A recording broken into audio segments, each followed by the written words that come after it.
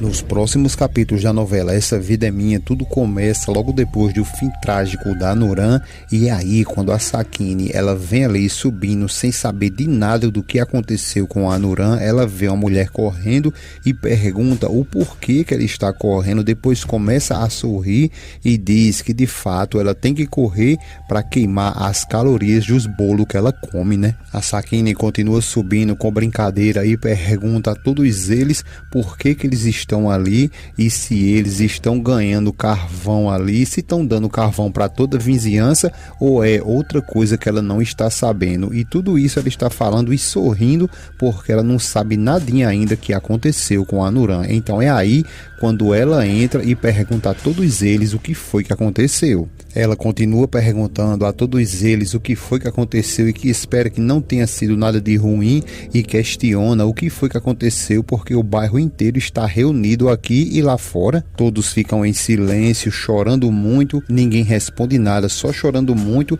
e a Sakine continua perguntando o que foi que aconteceu. Então a Efsun diz a ela que ela foi embora. A Sakine fica perdida, perguntando para onde que ela foi embora e o porquê que todos eles estão chorando por causa disso. Então é aí quando a Izete se levanta e diz que sente muito pela perda dela, porque a Anuran ela faleceu. A Sakine manda ela deixar de ser ridícula, de parar de inventar essas coisas, porque a Anuran deve estar lá no quarto dela, e onde que ela deveria estar se não fosse lá, né? Só que para Sakine a ficha dela ainda não caiu e ela começa a sorrir novamente, dizendo que eles olhem para eles mesmos e que se a Anuran visse eles daquele jeito ia rir muito. Ela continua dizendo que eles parecem ali uns bandos de loucos e começa a chamar a Anuran e vai lá até o quarto dela dizendo que ali tem um bando de loucos chorando por nada. Só que abre o quarto ali, ela começa a chamar pela Anuran, pergunta onde que ela está, chama ela de amiga e diz que trouxe o gás que ela pediu.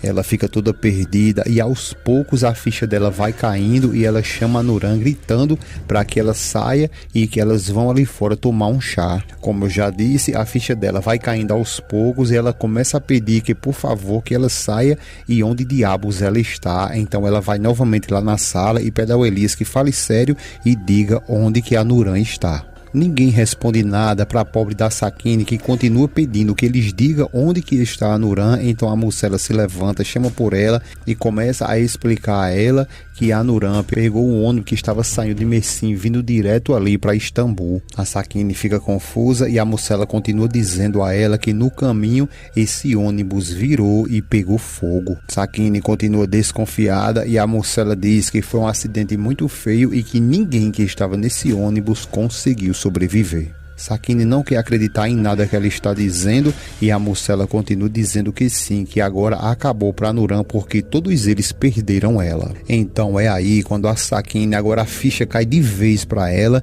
então ela se ajoelha e começa a entrar em desespero total ali, chorando pela sua amiga. Já lá na casa do Mermetes, ele vem chegando, dá bom dia a todos e todos retribuem o bom dia, e ao se sentar, a Oliá diz a ele que estava pensando e que acredita que ali não é o momento de falar sobre isso, mas que agora eles têm que iniciar o processo e que ele vai ver o quanto que isso vai ser bom. O Mermete fica perdido e pergunta do que é que ela está falando. Ela diz que é porque antes de falar com ele, ela já tinha falado com os advogados e que acredita que o mais cedo, o mais rápido possível que eles fizerem isso, melhor vai ser para eles, porque eles vão tirar esse peso do ombro deles. O Mermete diz que isso é ótimo porque ele estava até pensando em ligar para eles depois. O Arda então pergunta a ele como que ele está, se ele está bem. O Mermete responde a ele que já teve dias melhores, mas que ele fique tranquilo que vai ficar tudo bem. Depois a Moji se levanta sorrindo, vai até a ele, lhe abraça, chama ele de tio querido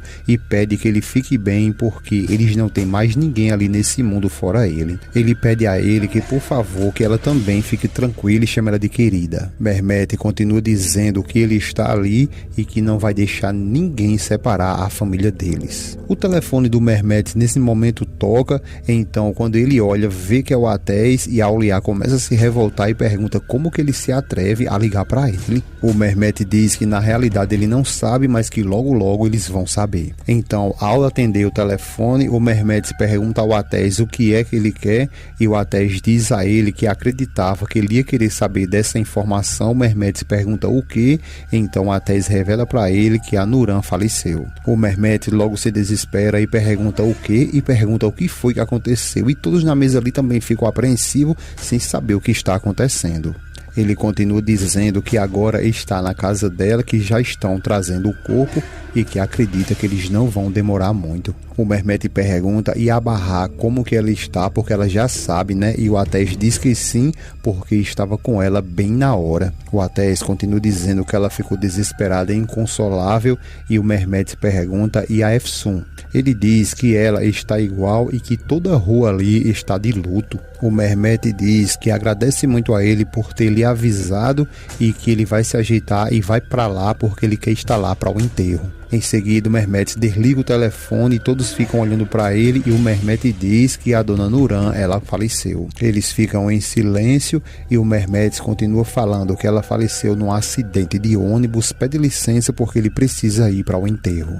A Auliya pede para que ele espere um pouco porque ela quer ir com ele, porque ela acredita que a Bahar está muito mal e que vai precisar dela, porque ela, Auliya, sabe muito bem como é perder uma mãe. O Mehmet diz a ela que tá bom, então vamos. A Moji pergunta se ela quer que ela vá com ela e a Auliya diz a ela que não precisa se preocupar, e o Ardan pede que, por favor, que ela mande os seus pêsames para toda a família. Ela diz que tá bom, que agradece e se vai.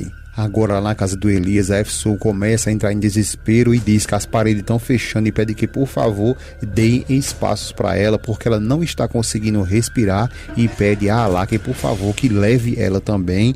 Depois ela se levanta, fica dizendo um monte de coisa e o Elias pede a ela que, por favor, que ela tem que se acalmar, e a Efsun diz a ele que ela não pode se acalmar, que está desesperada e não está conseguindo nem respirar direito. Ela continua desesperada, pedindo que Allah leve ela, e o Elias se levanta, pede a ela que pare e pergunta o que é que ela está falando e que ele, o Elias, está ali ao lado dela e que ele não vai abandonar ela.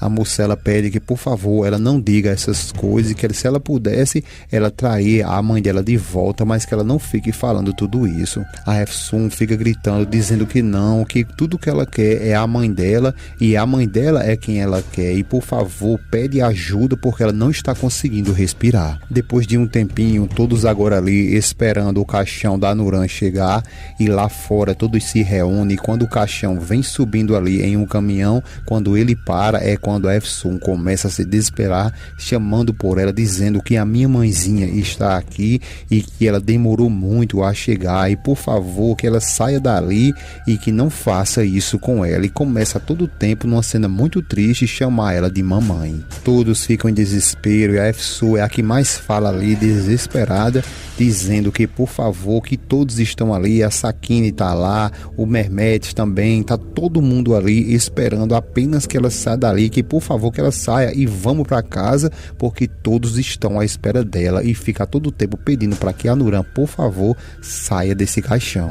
A Sultan vai chegando nessa hora com a cara de choro também, vai se aproximando da Efsun e pede a ela que, por favor, que ela se acalme, só que a Efsun não quer nem conversa, tá desesperada ali, e aí quando a Sultan não conta conversa, taca lá a mão na cara dela e diz para que ela se acalme, mas parece que não fez nem efeito essa tapa nela ali, porque a Efsun continua dizendo que a mãe dela morreu. Então as duas se abraçam e fica um desespero total ali de todos eles. Logo depois do enterro, agora ainda no cemitério, a Efsun começa a perguntar ao pai, dizendo a ele que ele enterrou a sua mãe, e pergunta se ele vai deixar mesmo isso, não vai fazer nada, e o Elias fica meio perdido sem saber o que responder para ela nesse momento. Então ele só pede a ela que, por favor, que ela seja forte, porque não há mais nada o que fazer, porque a mãe dela está morta. A Efsun diz ele que não, que jamais, que nunca ela vai poder aceitar isso, que nada vai dizer para ela que isso de fato aconteceu e que ela não vai conseguir viver com a ideia que a sua mãe não vai mais estar ali. O Elias diz a ela que, por favor,